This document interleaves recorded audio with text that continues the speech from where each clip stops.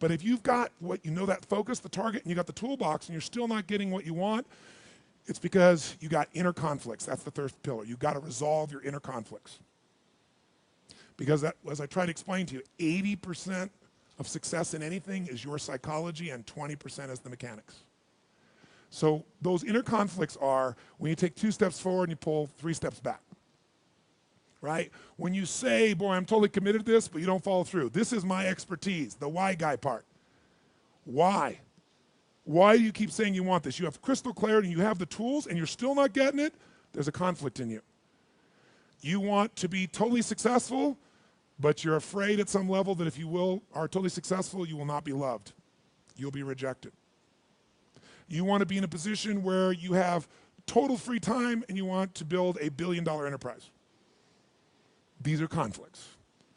You really, truly know you got the tools and talents to make this happen, but a part of you doesn't think you deserve to succeed because it's something you did at some point in your life or something you made up.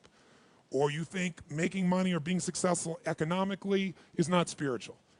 And you're committed to being spiritual, and yet the other part of you, it's the inner conflicts between fighting parts. So what do we do in this third pillar? Think of it as a vault we got to unlock. Think of it as unlock and unleash. That's the third pillar.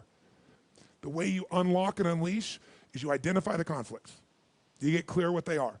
So you may have total clarity, even the tools, but how can you totally unleash and commit when you're being pulled in 2 different directions?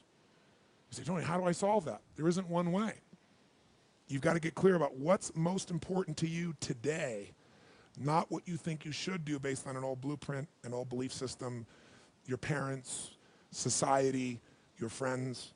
Otherwise, you'll succeed and not be fulfilled. So once you identify the conflicts, now what you got to do is align. Align your life with what you really value. Align your life with what is most important to you.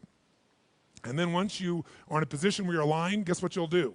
Take action. You won't even have to work at it. When everything's in alignment, there's nothing pulling you away, boom, you go for it. But when you say, I want a relationship, but at the same time, simultaneously, I want to be in a position where, I never have to, I only get what I want every moment, or I never have to commit to anything, then obviously you're never going to get there. That inner conflict must be resolved. Once you align and you take action, guess what's going to happen? You're going to achieve. And once you achieve, you succeed. When you succeed, I'll tell you what you got to add to it. Celebrate, right? And then contribute. Pay it forward, if you will, as corny as that sounds. Remember the movie? Pay it forward, don't pay it back. Take what you've got, what you've learned, and bring it to someone else. And if you bring it to someone else, it continues that cycle of fulfillment, of joy, of meaning in your life. Everything works.